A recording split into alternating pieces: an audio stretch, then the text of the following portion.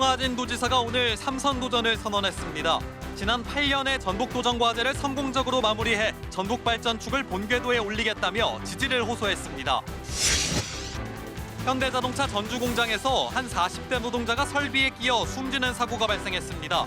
고용노동부는 사고 원인과 함께 중대재해처벌법 위반 여부를 조사하고 있습니다. 인구가 줄어든 지역에서는 버스터미널 운영이 어려워 문을 닫는 곳도 생기고 있습니다. 코로나19 장기화로 인한 이용객 감소도 영향을 주고 있습니다. 지역 문화예술계와 함께하는 문화K. 젊은 층을 중심으로 미술품 투자가 활발해지고 있는 온라인 미술 시장이 침체된 지역 미술계의 돌파구가 될 수 있을지 알아봤습니다.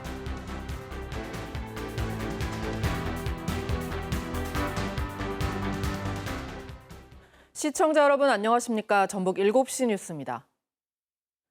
현대자동차 전주공장에서 일하던 노동자가 오늘 사고로 숨졌습니다. 고용노동부는 중대재해처벌법 위반 여부를 조사하고 있습니다. 오정형 기자입니다. 직원 6천 명이 일하고 있는 현대자동차 전주공장. 대형 트럭과 버스 같은 상용차를 만듭니다.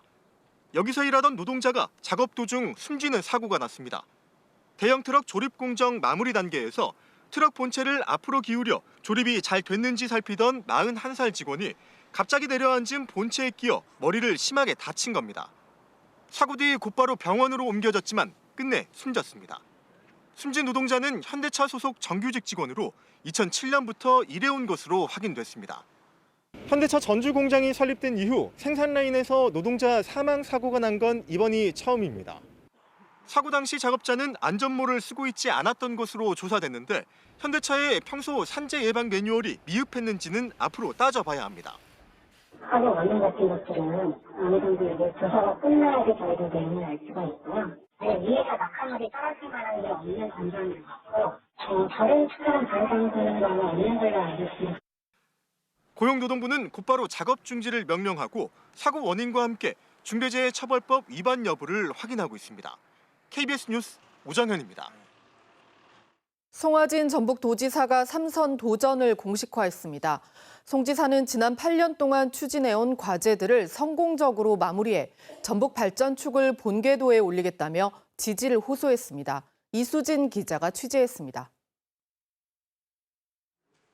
송하진 도지사가 이번 지방선거에서 다시 한번 도민의 평가를 받겠다며 3선 도전을 선언했습니다. 전북은 지난 8년간 총량적 경제지표가 개선되고 있고 과거와는 완전히 다른 새로운 산업지도를 그려가고 있다며 2026년까지 전북이 10대 광역 경제권에 진입하도록 앞으로 4년 마지막 소임을 다하겠다고 밝혔습니다. 씨를 뿌린 자가 거둔다는 마음으로 이 길의 완성을 위해 숨가쁘게 달릴 것입니다. 그리하여 일자리 걱정 없는 산업경제의 혁신혁명을 이루고 이를 바탕으로 문화융성과 복지 충만의 전북 그리고 우리 전북 도민의 자존의식을 한껏 높이겠습니다. 기초와 광역, 중앙정부를 모두 거친 행정가로서 경험과 인맥을 바탕으로 코로나19 사태와 지역 불균형, 보수 정권의 집권 등 전북이 직면한 위기를 해결하고 새만금 국제공항의 조기 개항, 전북 안팎을 잇는 SOC 구축을 비롯해 탄소 수소 특화 산업단지 조성, 세계의 잼버리 등 민선 6기와 7기에 추진해온 핵심 과제를 빈틈없이 추진하겠다고 약속했습니다. 이 같은 대규모 사업과 대회를 성공적으로 완수하면 물론 이를 토대로 새로운 정책을 지속적으로 개발하여 전북 발전의 획기적 계기를 끊임없이 만들어 나갈 것입니다. 시민사회단체의 공천 배제 요구에 대해서는 대다수 도민의 생각과는 다르다며 선을 그었고 당내 경쟁자들에 대해서는 누가 민주당의 정신과 가치를 지켜왔는지 도민이 선택할 것이라며 자신감을 내비쳤습니다.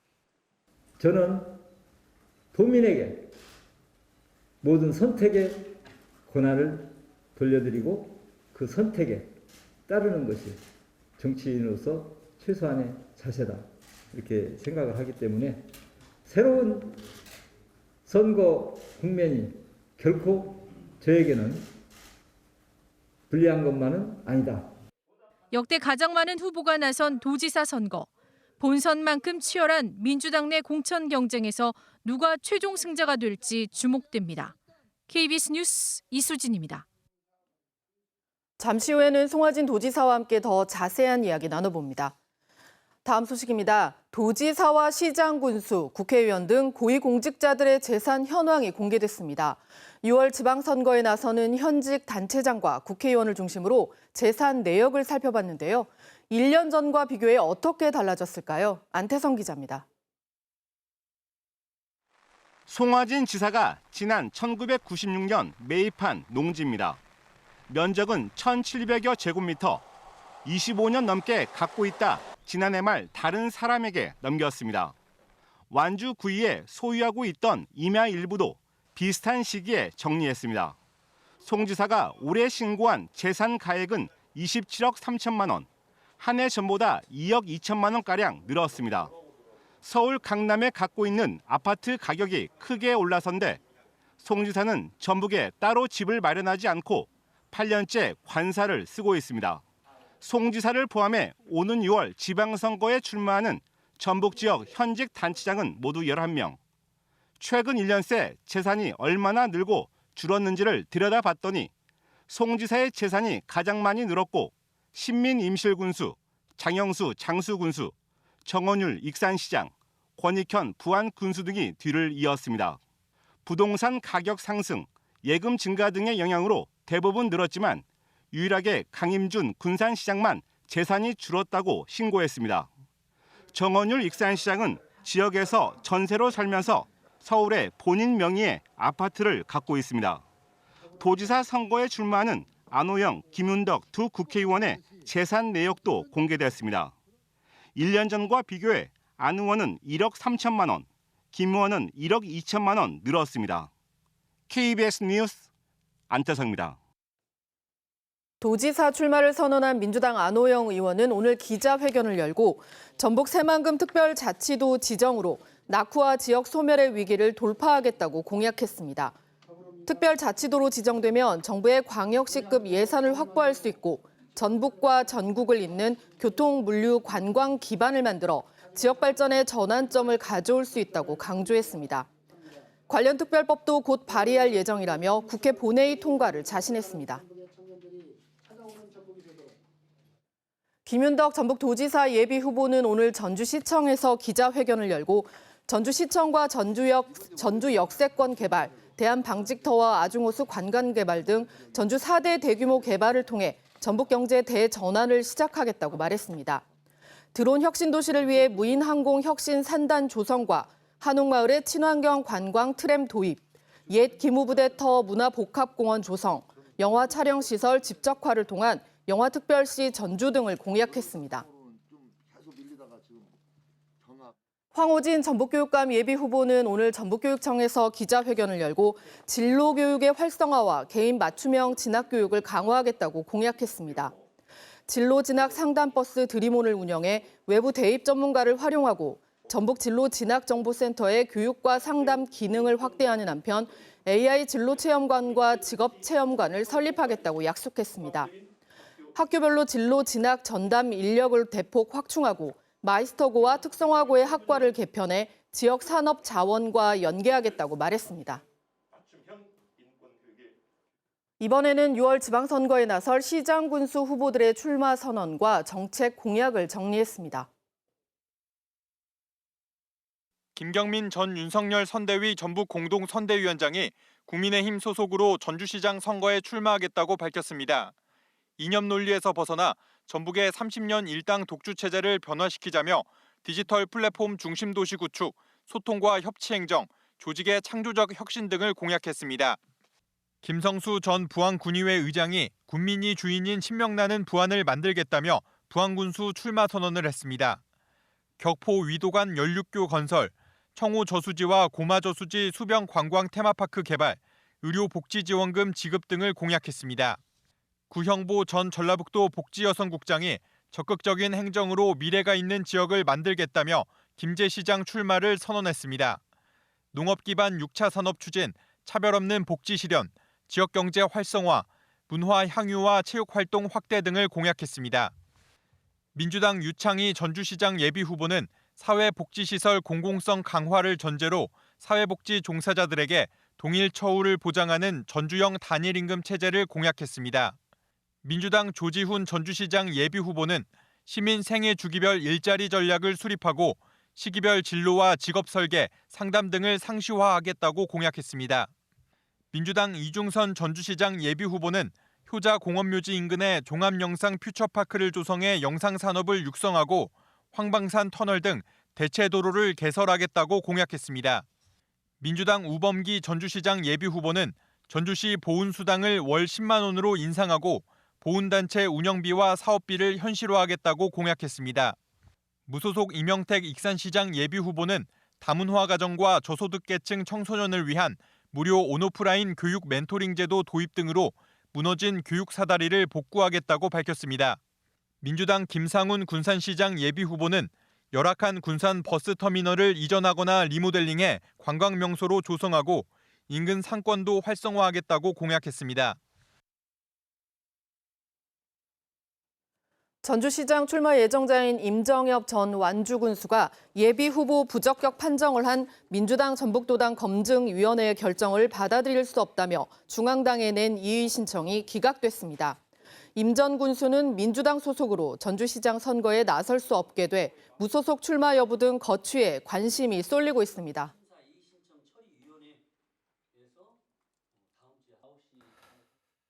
갈수록 인구가 줄고 있는 지방은 이제 고속버스 터미널 운영도 어려운 형편이 됐습니다. 최근에는 코로나19로 이용객이 급감하면서 지방 버스 터미널이 하나둘씩 사라져가고 있습니다. 박웅 기자가 취재했습니다. 네, 불편하시더라도 마스크 벗지 마시고 말씀드린 거 꼭 부탁드리겠고요. 전북 남원을 출발해 서울로 향하는 고속버스. 28명 좌석에 5명이 탑승했습니다. 이 고속버스 터미널의 하루 평균 이용객은 100명이 채 안 됩니다. 적자를 견딜 수 없게 되자 터미널 운영업체는 내일부터 문을 닫고 시외버스 터미널로 통합해 운영하기로 했습니다. 처참하다. 그 외에는 다른 단어로 표현할 방법이 없습니다. 네. 눈물이 나려고 하네요. 네. 한때는 남원과 서울을 오가는 고속버스가 하루 최대 15차례까지 운행된 적도 있었지만 현재는 8차례까지 축소했습니다. 남원 지역 축제인 추장제와 지리산 관광객이 들르는 관문이었지만 40년 만에 사라지게 된 겁니다. 나날이 모든 게 변화되고 있구나, 그런 걸 느낍니다. 허무하고 아쉽습니다. 터미널 주변 식당과 상점도 떠날 처지에 놓였습니다. 어떻게 해야 될지 막연하네요. 어떻게 할 방법이 없잖아. 그렇다고 그래서 우리가 따라갈 수도 없지. 터미널 폐업은 KTX 등의 영향도 있겠지만 무엇보다 인구가 빠르게 감소했기 때문입니다. 2012년 8만 7천여 명이었던 남원 인구는 7만 9천여 명으로 10년 동안 약 10% 감소했습니다. 여기에 코로나19 여파로 지역 간 왕래가 크게 줄어들었습니다. 남원 인구가 워낙 이제 전체적으로 많이 좀 줄어들다 보니까는 이용객이 많이 줄었죠. 이른바 지방 소멸위기. 인구와 이용객 감소로 경북과 충북, 전남 일부 시군의 시외버스 터미널도 운영난에 문을 닫았습니다. KBS 뉴스 박웅입니다. 정의당 전북도당 장애인위원회는 오늘 이준석 국민의힘 대표의 장애인 이동권 요구 투쟁과 관련한 망언을 규탄하는 논평을 발표했습니다. 이들은 전국 장애인 차별 철폐연대 지하철 탑승 투쟁을 두고 차기 정부 여당의 대표가 호소인의 요구를 함께 고민하고 해법을 찾아가긴커녕 연일 차별과 혐오 발언을 쏟아내고 있다며 장애인과 비장애인을 갈라치는 망언을 중단하고 즉각 사과하라고 촉구했습니다. 전북 지역 여성 시민단체로 꾸려진 전북 여성단체 연대회의는 오늘 국민의힘 전북도당 앞에서 기자회견을 열고 여가부의 역사적 소명인 성차별 해소와 성평등 실현은 여전히 중요한 시대적 과제라며 윤석열 대통령 당선인의 여가부 폐지 공약 철회를 촉구했습니다. 일하는 여성의 환경을 평가하는 유리천장지수에서 10년째 꼴찌를 기록하는 등 여러 지표가 한국 여성의 열악한 지위를 보여준다며 오히려 더 강력한 성평등 정책 전담 부처가 필요하다고 주장했습니다. 전북 15개 농민단체가 참여한 전북농업인단체연합회는 오늘 전북도청 앞에서 기자회견을 열고 사실상 무관세 시장 개방을 지향하는 포괄적 점진적 환태평양 경제 동반자 협정 CPTPP에 가입하면 농업 분야에 막대한 손해를 끼칠 것이라고 주장했습니다. 또 가입을 신청한 대만이 일본의 요구로 후쿠시마산 농식품 수입을 재개했다며 CPTPP 가입은 검역 주권을 포기하는 일이라고 비판했습니다. 이들은 정부가 가입 절차를 철회하지 않으면 다음 달 4일과 13일 서울에서 총궐기대회를 열겠다고 밝혔습니다. 국가인권위원회는 지원에게 모욕적 발언을 한 송지용 전라북도의회 의장에 대해 도의회 윤리특위가 징계하고 송 의장은 피해 직원에게 위자료를 지급하라고 권고했습니다. 인권위는 송 의장이 문제의 본질을 왜곡하며 2차 피해를 줬다고도 지적했습니다. 이에 대해 송 의장은 인권위 결정을 수용할 수 없다며 행정심판 등 법이 허용하는 절차를 통해 억울함을 밝히겠다고 말했습니다. 전북 지역 코로나19 신규 확진자는 어제 11,330명, 오늘은 오후 6시까지 1,649명입니다. 백신 3차 접종 완료자는 125만 1,000여 명으로 접종 완료율은 70.3%입니다. 신규 확진자 가운데 40대가 1,700여 명으로 가장 많았고 10대와 30대가 뒤를 이었습니다. 전북 코로나19 감염 재생산 지수는 29일 기준 0.98로 엿새 만에 유행 지속 경향의 기준이 되는 1 아래로 떨어졌습니다. 국내 코로나19 신규 확진자가 하루 만에 다시 30만 명대로 줄어들었습니다. 하지만 위중증 환자는 이틀째 1,300명대로 최다치를 기록했고 사망자 수도 적지 않은데요. 정부는 내일 새 거리두기 조정안을 발표합니다. 유동엽 기자의 보도입니다. 코로나19에서 회복된 사람들이 피로감과 건망증, 호흡곤란 등의 후유증을 호소하는 것으로 나타났습니다. 국립보건연구원이 확진자 2만여 명을 조사한 결과 전체의 19% 정도인 4천여 명이 후유증 때문에 의료기관을 방문한 것으로 집계됐습니다. 입원 치료를 받은 환자 가운데는 19개월이 지날 때까지 피로감과 운동 시 호흡곤란을 겪거나 21개월 시점에서도 건망증과 수면장애를 겪은 사례가 있었습니다. 방역당국은 입원 환자가 아닌 확진자를 대상으로 한 장기 연구도 진행하고 있는데 중간 결과는 올해 하반기에 나올 예정입니다. 오늘부터는 만 5살에서 11살 어린이에 대한 백신 접종이 시작됐습니다. 접종 대상 314만여 명 가운데 4만 7천여 명이 예약을 마쳐 예약률은 1.5%로 집계됐습니다. 오늘 0시 기준 코로나19 신규 확진자는 32만 743명입니다. 어제보다 10만여 명 줄어든 것인데 지난주 같은 요일보다는 7만여 명이 적습니다. 반면 위중증 환자는 하루 새 14명 늘어난 1,315명으로 이틀 연속 최다치를 보였습니다. 사망자도 하루 새 375명이 늘어 누적 사망자는 16,230명입니다. 정부는 오늘 오후 일상회복지원위원회 회의를 열고 유행 정점 이후를 대비한 의료체계 개편 등을 논의했습니다. 이제 국민들께서 일상을 최대한 유지하면서 가까운 동네, 병원, 의원 등에서 쉽게 검사를 받고 치료를 받을 수 있도록 일상적 의료체계로 바꿔 나가야 할 것입니다. 오늘 회의에서는 다음 주부터 적용할 새 거리두기 조정안도 논의했는데 영업시간 제한 완화 등의 구체적인 내용은 내일 오전 발표될 예정입니다. KBS 뉴스 유동엽입니다. 앞서 전해드린 대로 송하진 지사가 3선 출마를 선언했습니다. 역대 가장 많은 후보가 나와 거센 도전을 받고 있는데요. 송하진 지사와 자세한 이야기 나눠봅니다. 어서 오시죠. 예, 안녕하세요. 안녕하세요. 네, 민선 전북도지사로서는 처음으로 3선 도전입니다. 먼저 출마 배경부터 좀 말씀해 주시죠. 예. 자, 그동안 아마 원 없이 들었을 겁니다. 우리 전라북도 낙후, 최하위 이런 단어들과 결별을 해야 할 때가 왔습니다. 그런데 그런 징후가 드디어 나타나기 시작했습니다. 낮고 오래된 산업들 지도가 바뀌고 있습니다. 과거에는 꿈도 못 꾸던 수소산업, 탄소산업, 재생에너지 산업, 농생명 바이오 산업, 전기 자동차 산업 등등 전라북도의 산업 지도가 바뀌고 있습니다. 또 군산형 일자리 등이 태동하면서 군산 조선소라든지 이런 위기도 극복이 되어 가고 있습니다. 새만금 개발도 빠른 속도로 진행이 돼서 잘 아시는 바와 같이 공항, 항만, 철도 등이 들어서고 있고 기업들도 속속 들어서고 있습니다. 이처럼 전라북도는 이제 경제 지표상으로도 개선되는 측면이 강해지고 있고 또 많은 분야에서 정책들이 새롭게 대두되기도 합니다. 정책은 진화 발전해 가는 것이거든요. 따라서 중단되면 성공 가능성이 낮습니다. 따라서 저는 이 정책들을 성공시켜서 어떻게든지 전라북도의 산업 지도를 확실하게 한번 바꾸고 싶은 겁니다. 네. 민주당 도지사 후보 자리를 놓고 역대 가장 많은 경쟁자가 나왔습니다. 그만큼 그렇습니다. 부담도 크실 것 같은데요. 그렇습니다. 어떠신가요? 저는 우선 16년 동안 한결같이 민주당을 지켜왔습니다.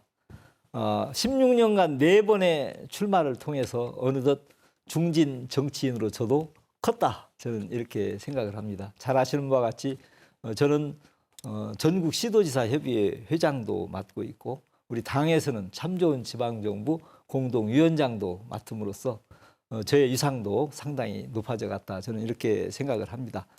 또 실제로 정책을 구상하고 만들어서 성공시켜본 경험을 가장 많이 갖고 있죠. 예를 들면 탄소산업 같은 경우는 우리 전라북도가 대한민국의 수도가 됐습니다. 탄소산업을 중심으로 해서 재생에너지라든지 자동차 산업 또는 수소산업 등도 오늘날 발전을 이루고 있는 것입니다. 따라서 저는 이런 정치적 소통 능력, 그걸 현장에서 직접 성공시켜본 누구보다도 강한 그런 자신감을 갖고 있다 이렇게 생각을 하기 때문에 경선에서도 그간에 쌓아온 경험, 경륜을 발휘한다면 쉽지 않을까 저는 이렇게 생각합니다. 네. 지난 8년 동안 전북 교정에 대해서 경쟁 후보들은 좀 부정적으로 평가를 하기도 했습니다. 어떻게 평가하시나요? 경쟁 후보는 당연히 부정적으로 하겠죠. 그런데 잘 아시는 바와 같이 2명은 부정적이고 2명은 또 다른 의견을 송하진만의 책임은 아니다 이런 의견을 함께 보여주었거든요. 앞서 말씀드린 대로 저는 전라북도의 100년 먹거리 산업의 위상을 새로 바꾸는 것이 무엇보다도 소중하다 저는 이렇게 생각을 하거든요. 잘 아시는 바와 같이 탄소수산업 몇 차례 말씀드렸고 과거에는 비행기 한번 타려면 어디로 갔습니까? 광주로 인천으로 갔죠. 이제 우리 전라북도도 새만금에서 공항을 이용할 수 있는 그런 단계까지 왔고 여기에다가 아마 세계 잼버리 데이까지 성공적으로 치른다면 전라북도 이상은 대단히 크게 높아질 것이다. 또 저는 그동안 전북목 찾기 운동을 재창해서 전개해 왔죠. 예산 9조 원대를 바라보는 성과를 거두었고 또 중앙의 많은 요로에 우리 전라북도 인사들이 진출할 수 있는데 저도 함께 힘을 보탰고 또 정책적인 측면에서도 많은 성과를 거두었다. 이런 차원에서 조금은 부정적으로 볼 수도 있는 측면은 있겠지만은 전체적으로는 큰 흐름 속에서 희망의 길을 걸어왔다. 저는 이렇게 생각합니다. 네. 긍정적이고 낙관적인 평가해 주셨는데 그렇다면 전북이 지금 안고 있는 문제는 뭐라고 보시나요? 우선은 너무나 잘 아시겠지만은 그동안 코로나19 같은 감염병 위기를 극복하고 또 민생 경제를 살리는 데 누구보다도 앞장을 서 왔었고요. 따라서 우리 도민들의 삶, 또 민생 여기에 가장 비중을 많이 두어 왔었습니다. 거기에다가 또 최근에는 기후위기, 인구 감소, 지방 소멸 등의 문제가 많이 있습니다만은 저는 이와 관련해서 인구 감소와 지방 소멸이 무엇보다도 중요하다. 그렇게 하려면 우리 전라북도에 있는 14개 시군이 있지 않습니까? 이 14개 시군이 기능적으로 잘 통합해 나가야 됩니다. 때로는 경제적으로. 그런데 여기에다가 가능하면 전주, 완주 플러스 알파 행정적인 통합도 한번 검토해 볼 단계가 드디어 왔기 때문에 이 부분도 저는 관심 있게 바라볼 생각입니다. 무엇보다도 더 소중한 것은 역시 100년 먹거리, 일자리를 만드는 일, 산업을 일으키는 일입니다. 청년들이 이곳을 떠나지 않고 이곳에서 결혼하고 취업하고 삶을 즐겁게 영위할 수 있는 그런 고장으로 만드는 것이 무엇보다도 소중하다. 그래서 저는 이번 출마 선언에 전라북도의 산업을 혁신혁명을 이뤄서 전국 10대 광역 경제권에 반드시 진입하겠다. 이렇게 약속을 드렸습니다. 네, 비슷한 질문일 것 같은데 탐선에 성공하면 앞으로 도정 방향과 구상 어떻게 세우고 계시는지요? 지금까지 말씀드린 내용이 그대로 적용이 될 것입니다. 저는 정책이 진화 발전한다는 철학을 가지고 있습니다. 꽃을 뿌린 자가 씨를 거두듯이 정책도 끊임없이 경험하고 또 탐구해서 새로운 정책으로 발전시켜 나갈 때 성공한다.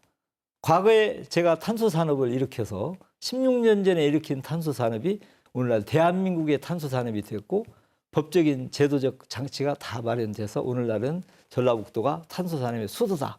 또 이렇게 얘기를 하고 있듯이 저는 3선이 되면 지금까지 갖고 왔던 수많은 산업적 기반 토대를 바탕으로 더 발전된 산업으로 갈 것이다.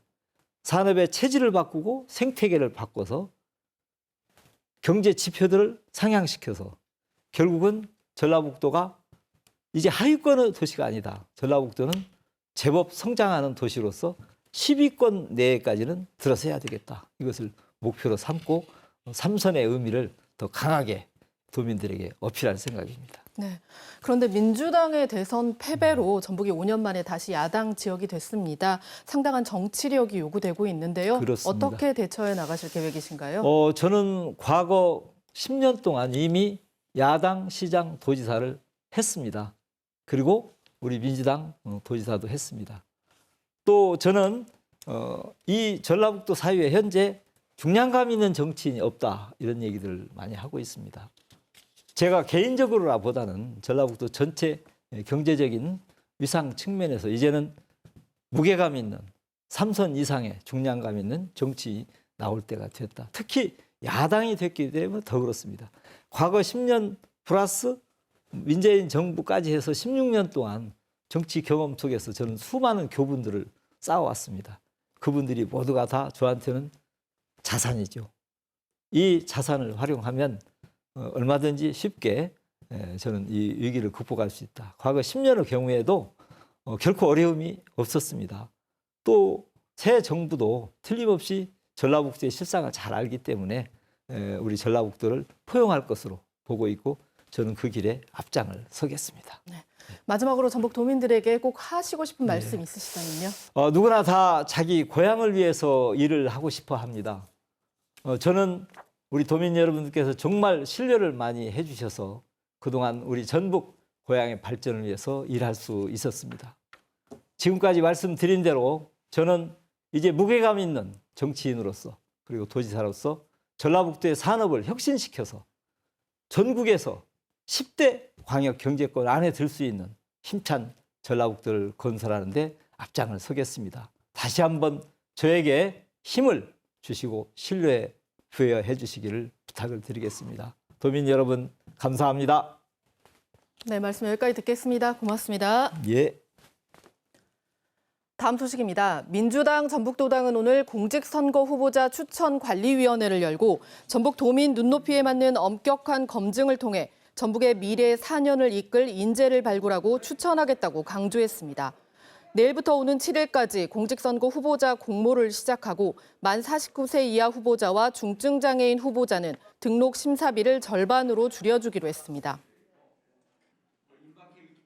올해로 23번째를 맞는 전주국제영화제가 다음 달 개막을 앞두고 상영작을 공개했습니다. 올해는 방역 체계를 강화해 영화 제작자와 관객 사이에 대면 소통을 늘릴 계획인데요. 어떤 작품이 기다리고 있을까요? 조선우 기자가 소개합니다. 사람을 위해 일하는 안드로이드 로봇에게 사적인 기억이 있다는 게 드러나면서 삶과 죽음에 대한 물음을 던지는 영화 애프터 양. 최근 파친코를 연출해 주목받고 있는 한국계 미국인 코고나다 감독의 전작으로 올해 전주국제영화제에 막을 엽니다. 안드로이드도 과연 인간처럼 기억을 할 수 있는가, 이런 좀 약간 철학적이고 심오한 질문을 던지는. 애프터 양을 비롯해 56개 나라 작품 217편이 전주 시내 5개 극장 19개 관에 걸립니다. 올해도 여성 감독들의 약진 속에 가족과 사랑을 주제로 한 작품이 두드러졌습니다. 코로나 팬데믹이 장기화되면서 창작자들의 이제 관심이 그리고 시선이 외부에서 내부로 옮겨간 탓이 아닌가. 밀양의 이창동 감독과 부산행 연상호 감독도 전주를 찾아 관객과의 소통을 이어갑니다. 올해는 특히 고강도 방역 속에 현장 상영과 야외 행사가 다채롭게 열릴 예정입니다. 완전한 축제성의 회복을 선언하고 정상성, 축제성 이것을 완전히 부활시키는 영화제로 영화제 상징인 전주돔도 설치되는데 전주 독립영화의 집 완공을 앞두고 올해 마지막으로 운영됩니다. 가을쯤 착공을 하게 되면 아마 25회쯤에서는 전주 독립영화의 집에서 영화제를 치를 수 있을 것 같습니다. 봄날의 영화 향연, 전주국제영화제가 코로나19를 극복하는 축제의 새 지평을 열지 주목됩니다. KBS 뉴스 조선우입니다.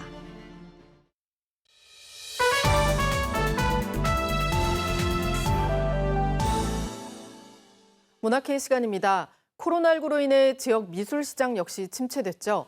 그런데 온라인 미술시장에서는 젊은 층을 중심으로 미술품 투자가 활발해지고 있다는데요. 온라인 미술시장이 침체된 지역 미술계의 돌파구가 될 수 있을까요?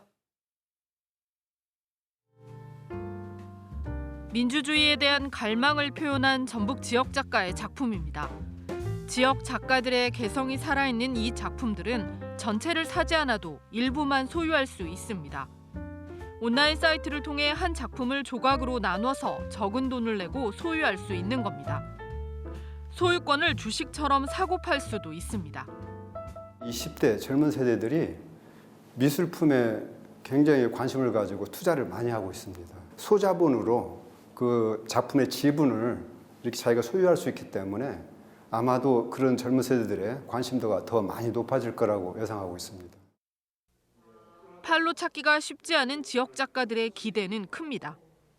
누구나가 손쉽게 작품을 거래하고 또 저렴하게 또 소유하고 이렇게 되면은 미술 시장 활성화에 좀 도움이 되고 그렇게 된다면 이제 작가들에게는 경제적으로 좀 도움이 더 될 수 있을 거라고 생각을 해요.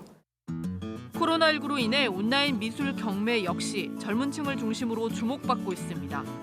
미술품 수요가 적고 갤러리 등 유통 구조가 취약한 지역에서는 온라인 시장이 기회일 수 있습니다.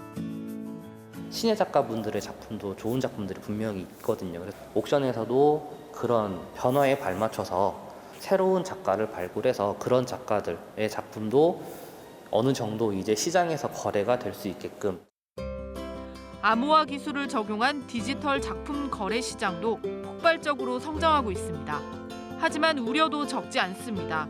일부 온라인 시장은 투기적 성격이 있는 데다 아직은 검증된 유통 구조가 아니라는 겁니다. 블록체인 방식이 나중에 시간이 지나면 또 어떻게 누가 복제가 가능한 방법이 또 나올 수도 있는 거거든요. 사실 디지털이라는 것들은. 새로운 유통 시장에 대한 미술계의 교육과 지원도 필요합니다. 사실 접근하고 싶어도 뭔가 컴퓨터를 다뤄야 된다거나 뭐 그런 것들이 한계가 있어요. 그리고 또한 저기 이제 디지털화를 시키기 위해서 장비나 그런 것들이 뭔가 지원이 돼야 되는데 그런 것들이 금액적으로나 그런 것들이 굉장히 많이 부담이 있거든요. 미술품 감상을 넘어 투자로 달라지고 있는 미술 시장이 지역 작가들의 돌파구가 될 수 있을지 주목됩니다. KBS 뉴스 이화연입니다. KBS는 OTT와 유튜브, SNS 등 온라인 동영상 서비스 시장 확대로 초래된 지상파 공영방송의 위기를 지역방송 활성화를 통해 극복해 나가겠다고 밝혔습니다. 김덕재 KBS 부사장은 오늘 열린 KBS 전국 시청자위원회에서 지역 네트워크 활성화를 통해 시청자들에게 공영방송의 존재감을 되새기고 위상을 높여나가겠다고 말했습니다. 지상파 플랫폼을 지역 시청자들에게 개방하고 지역 공론장 역할을 더 충실하게 수행할 계획입니다. 젠더 갈등 극복 등 사회 통합을 위한 공영방송 역할을 강화하는 프로그램도 제작하겠다고 밝혔습니다. 김정숙 여사의 옷값과 관련해 논란이 끊이지 않자 청와대가 다시 한번 무분별한 의혹 제기에 유감이라고 밝혔습니다. 특활비 집행 내역 비공개와 연계된 해당 의혹에 문재인 정부 청와대 특활비는 역대 정부 최저라고도 강조했습니다. 개현우 기자입니다. 최근 제기되고 있는 김정숙 여사 의상비 논란과 관련해 청와대가 유감의 뜻을 밝혔습니다. 청와대 박수영 국민소통수석은 청와대 특수활동비뿐 아니라 여사의 옷값 등에 제기되는 의혹 제기에 다시 한번 유감이라고 밝혔습니다. 임기 말 청와대의 특수활동비뿐만 아니라 김정수 교사의 옷값과 액세서리까지 거론되는 무분별한 의혹 제기에 다시 한번 유감을 표합니다. 김 여사 의상값이 특활비에서 나온 것 아니냐는 일부 추측을 겨냥해선 청와대 특활비 도입 이후 문재인 정부가 역대 최저 수준이다. 투명성 제고를 위해 노력해왔다고 말했습니다. 2017년 특활비는 예산 125억 원 중 70.4%인 88억 원을 집행하고 나머지는 국고에 반납했고 이후 연평균 96억 5천만 원의 특활비를 편성해왔다는 설명입니다. 정부 전체의 특활비도 2017년 4,007억 원에서 올해 2,396억 원으로 40.2% 감축됐다고 박수석은 전했습니다. 또 문재인 정부는 감사원의 특활비 결상 감사를 최초 도입해 매년 받아왔고 단 한 건의 지적도 받은 일이 없다고 밝혔습니다. 김 여사가 한복을 현금으로 샀다는 일부 보도에 대해서도 청와대 내에선 불쾌하다는 분위기를 감추지 않고 있습니다. 청와대 고위 관계자는 이미 김 여사 의상 비용은 특활비와 관계가 없고 모두 사비라는 입장을 밝혔다. 현금으로 지출하든 카드로 결제하든 모두 사비의 영역으로 왜 문제가 되는지 이해할 수 없다고 말했습니다. 청와대는 최근 법원의 특활비 공개 판결에 불복해 항소한 것에 대해선 공개될 경우 국가 안보와 국익을 해할 수 있어 부득이 상급심의 판단을 구할 수밖에 없다고 밝혔습니다. KBS 뉴스 개헌우입니다. 국토교통부는 르노 삼성자동차와 BMW 코리아, 현대자동차, 기아, FMK, 메르세데스 벤츠 코리아, 대전기계공업, 바이크 코리아에서 제작 또는 수입 판매한 65개 차종 23,794대에서 제작 결함이 발견돼 시정 조치한다고 밝혔습니다. 르노 삼성자동차 QM6 9,189대는 연료 공급 호스 체결 불량으로 주행 중 호스가 분리돼 연료가 새고 주행 중 시동이 꺼지거나 화재가 발생할 가능성이 확인돼 자발적으로 시정 조치합니다. BMW 520D 등 32개 차종 6,028대는 엔진 제어 장치에 진단 소프트웨어 오류가 지적됐습니다.